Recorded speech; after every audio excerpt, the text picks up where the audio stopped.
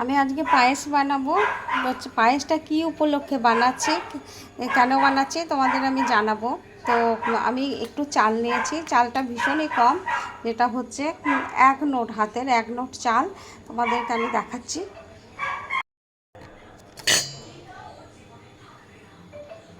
এই যে আমার হাতে 1 নোট চাল নিয়েছি।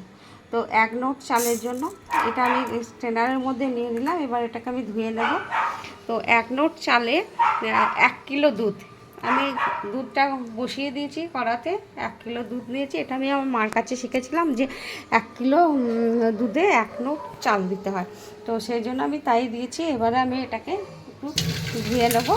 ধুয়ে নিয়ে জলটা শুকিয়ে একটুখানি জলটা ঝরে গেলে আমি এটার মধ্যে একটু ঘি মাখিয়ে নেব।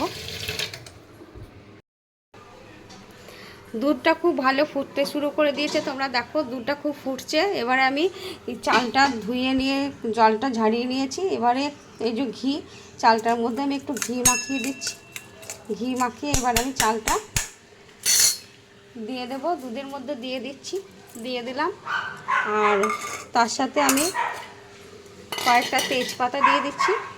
এই যে তেজপাতা দিয়ে দিচ্ছি কয়েকটা, আর একটু ছোট এলাচ থেতো করে আমি দিয়ে দিলাম। এবার আমার পায়েসটা ফুটুক। এটা আমি একটু ঠাকুরকে দেব। আমার ঘরে জগন্নাথ দেব আছে, তো তো তার জন্যে আমি লবণ দেব না। তোমরা চাইলে পায়েসে কিন্তু একটুখানি যদি আমি এমনি নিজেদের খাওয়ার জন্য পায়েস বানানো যায় তো লবণ দেওয়া যেতে পারে, তাহলে খুব ভালো টেস্ট হয়। আর যেহেতু আমি একটু ঠাকুরকে দেব সেই কারণে আমি লবণটা দিলাম না। যাই হোক, এবারে আমার পায়েসটা হোক, তারপরে আবার তোমাদের একটু পরে আবার ফিরে আসবো। পায়েসটা এখন ফুটছে, তোমরা দেখো অনেকটা ঘন ঘন হয়ে এসছে, কিন্তু এখনও হয়নি, একটু টাইম লাগবে, আর একটু হতে হবে। যাই হোক, অনেকটা ক্ষীর ক্ষীর হয়ে গেছে দুধটা, তো আর কিছুক্ষণ টাইম লাগবে। আজকে তোমাদের বললাম না, আমি তোমাদের বলবো কী জন্য পায়েস বানাচ্ছি। আজকে আমার শ্বশুরমশাইয়ের জন্মদিন, 90 বছর বয়স হয়ে গেল। উনি 90 থেকে 91-এ পা দিলেন। তো 90 বছর পূর্ণ হলো, সেই তার জন্মদিন আজকে।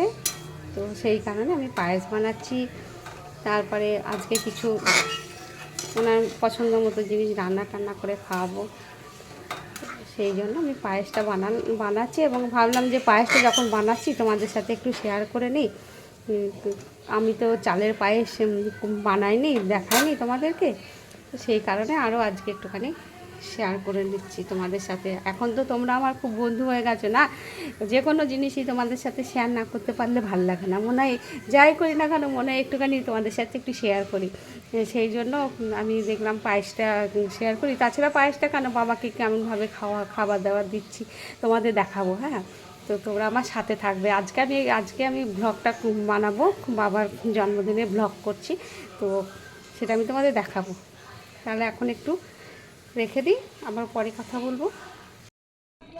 আমার পায়েসটা দেখো কি সুন্দর হয়ে গেছে, একদম ঘন ঘন হয়ে গেছে। এবারে না আমি এখনও তো মিষ্টি দিইনি, এবারে আমি একটু গুড় দেবো। আমার ঘরে না ফ্রিজে দেখো, তোমরা দেখো ফ্রিজের মধ্যে একটু খেজুরের গুড় ছিল, হ্যাঁ পাটালি, তো আমি একটু দিয়ে দিলাম। পায়েসের মধ্যে খেজুরের পাটালিটা ভীষণ ভালো যায়, তো দিয়ে দিলাম। আর একটু চিনি দেবো অল্প করে। এবারে আমি একটু অল্প করে চিনি দিয়ে দিই। এই যে চিনি দিয়ে দিলাম অল্প করে, আর একটু কাজু দিয়ে দেব। কাজুটা, এই যে কাজু কিশমিশ সব দিয়ে দিচ্ছি। এবারে আমি একটু ফুটলেই নামিয়ে দেব, তারপরে আমি সার্ভ করে দেবো, দিয়ে তারপর তোমাদের আমি দেখাবো কেমন হয়েছে, বুঝেছো। গুড়টা দেওয়ার জন্য পায়েসের কালারটা অসম্ভব সুন্দর হয়েছে, যদিও পায়েসটা খুব ক্ষীরের মতন হয়ে গেছে, একদম মনে হচ্ছে ক্ষীর। তো যাই হোক, এবার আমি গ্যাসটা অফ করে দিচ্ছি। সার্ভ করে দিয়েছি, রেডি এবং সার্ভ। তোমরা দেখো খুব সুন্দর হয়েছে। আমি যেভাবে বানিয়েছি এইভাবে যেন পায়েসটা বানাবে, আর পরে তোমাদের সব আর কী কী করছি দেখাবো। হ্যাঁ, হ্যালো বন্ধুরা, আমরা তো তখন পায়েসটা দেখিয়েছি তোমাদের বাবার জন্মদিন বললাম শ্বশুরমশাইয়ের। আমি এবার রান্না রেডি করে নিয়েছি, এবার বাবাকে খেতে ডাকবো, বাবা বসবেন।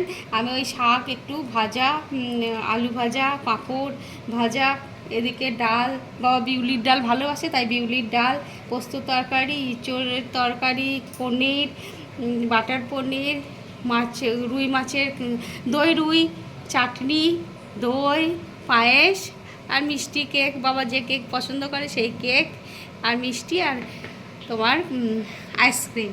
এই হলো বাবার জন্মদিনের খাবার। তো তোমাদের সাথে এই আমি একটু শেয়ার করলাম, এবার বাবার সাথে একটু পরিচয় করে দেবো তোমাদের। হ্যালো বন্ধুরা, তোমরা দেখো এই যে আমার শ্বশুরমশাই, বাবা ওনাকে খেতে দিয়েছি। তো বাবা খাচ্ছেন, বাবার সাথে একটু পরিচয় করে নাও তোমরা। বাবা একটু কথা বলে দিন। কি বলবো তোমাদের, এবার মারামারি। বাবা বলছি এত না করলেই ভালো হতো, তাও তো মাংস করিনি, খাসির মাংস। যাই হোক, তোমরা সবাই ভালো থেকো, সুস্থ থেকো।